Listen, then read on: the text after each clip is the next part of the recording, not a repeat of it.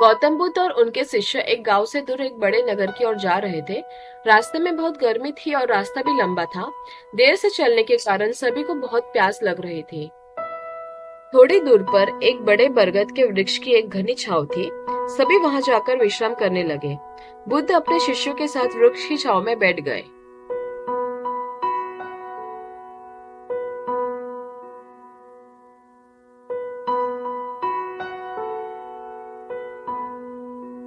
बहुत देर से चलने के कारण सभी का गला सूख रहा था और इसे देखते हुए बुद्ध ने एक शिष्य को कहा, आप इस वृक्ष की छांव से 20 कदम दूर जाकर वृक्ष की 2 बार परिक्रमा करके वापस आइए। शिष्य बुद्ध के उपदेश के अनुसार ऐसे ही किया और बरगद के चारों ओर परिक्रमा करने के बाद वापस बुद्ध के पास आया। बुद्ध ने पूछा, क्या आपको किसी ठंडी हवा का अनुभव हुआ था? शिष्य ने उत्तर दिया, हाँ महात्मा बुद्ध, जब मैं उत्तर की ओर से वृक्ष की परिक्रमा कर रहा था तो मुझे कुछ ठंडी हवा का अनुभव हुआ था।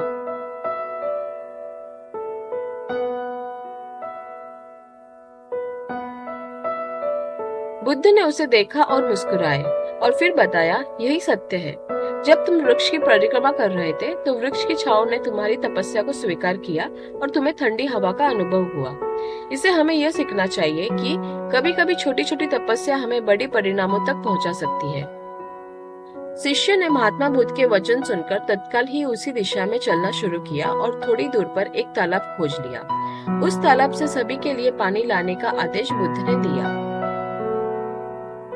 शिष्य तालाब के किनारे पहुंचते ही खुशी से भर जाता है। जैसे ही उसने तालाब से पानी भरने का काम शुरू किया, उसकी नजर दूर तालाब की ओर जाती है, जहां कुछ स्त्रियां कपड़े धो रही होती है। शिष्य को मन में यह ख्याल आता है कि तालाब का पानी अब गंदा हो गया होगा। यह देखकर शिष्य बिना पानी लिए क्रोध में महात्मा बुद्ध के पास वापस चला जाता है।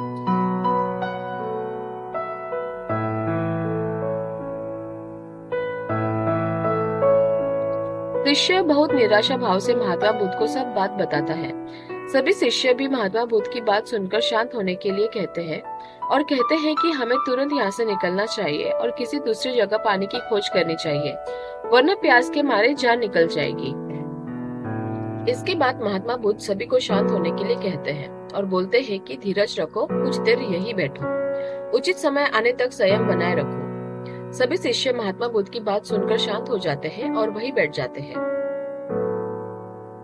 कुछ समय बीत जाने के बाद महात्मा बुद्ध फिर से अपने शिष्य को उसी तालाब से पानी लाने के लिए कहते हैं। शिष्य बिना कोई सवाल किए उसी तालाब से पानी लेने के लिए फिर से चला जाता है।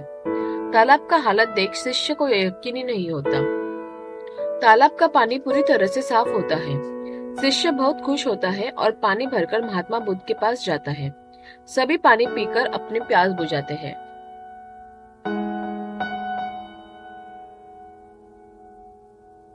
लेकिन अभी भी सभी के मन में ये एक सवाल था कि आखिर ये चमत्कार हुआ कैसे? तालाब का पानी तो गंदा था। उन्हें लगा कि यह चमत्कार महात्मा बुद्ध की शक्ति है, लेकिन इनमें से एक शिष्य ने यह सवाल महात्मा बुद्ध से पूछ ही लिया कि यह चमत्कार आपने कैसे किया? महात्मा बुद्ध ने उसका जवाब देते हुए कहा, यह कोई चमत्कार नहीं है, ये आपके सब्र का फल है। ये फल है आपके सब्र बनाए रखने के उचित समय के इंतजार का। शिष्य को यह ज्ञान मिला कि सब्र और धैर्य के साथ काम करने से असंभव लगने वाला काम भी संभव हो सकते हैं।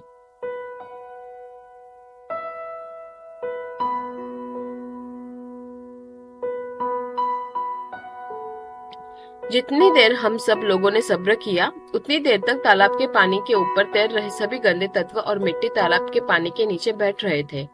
फिर कुछ देर बाद शिष्य जब वहां तालाब के पास पहुंचा, तो तब तक सभी दूषित कण नीचे बैठ चुके थे, जिस वजह से तालाब का पानी पहले की तरह साफ हो चुका था और तालाब साफ दिखाई दे रहा था। यदि उस समय आप लोगों ने सब्र न किया होता, धैर्य न रखा होता, तो आप सब इतनी गर्मी में पानी की खोज में प्यासे रहकर शायद अब तक मृत्यु को प्राप्त हो गए होते।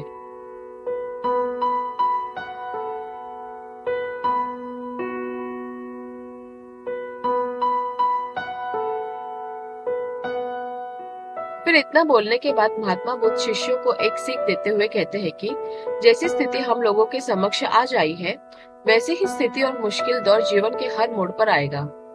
तब उस समय भी आपको ऐसे ही संयम बनाए रखना होगा और अपने विवेक से काम लेते हुए ही आपको एक उचित फैसले के साथ सही नतीजे पर पहुंचना होगा।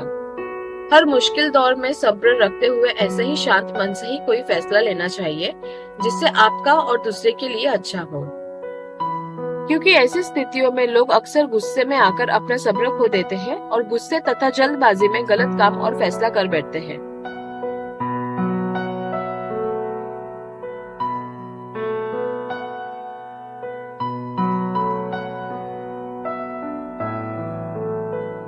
जिसका बुरा परिणाम उन्हें भविष्य में देखने को मिलता है, जिसमें उनका अपना ही नुकसान ज्यादा होता है। जीवन में कुछ परिस्थितियां ऐसी आती हैं जहां हमें धैर्य रखना पड़ता है और सही समय का इंतजार करना पड़ता है, लेकिन यहाँ अक्सर लोग अपना धैर्य खो देते हैं।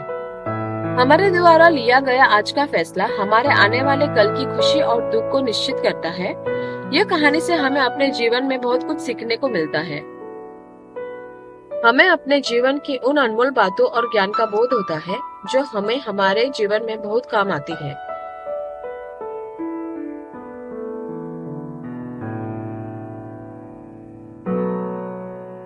अक्सर इंसान जीवन में आने वाली परेशानियों के बारे में सुनकर बहुत परेशान हो जाता है, तो ऐसे में हमें ऐसी कहानी से बहुत कुछ ज्ञानवर्धक बातें सीखने को मिलती है जो जीवन की मुश्किलों का सामना करने की ताकत देती है।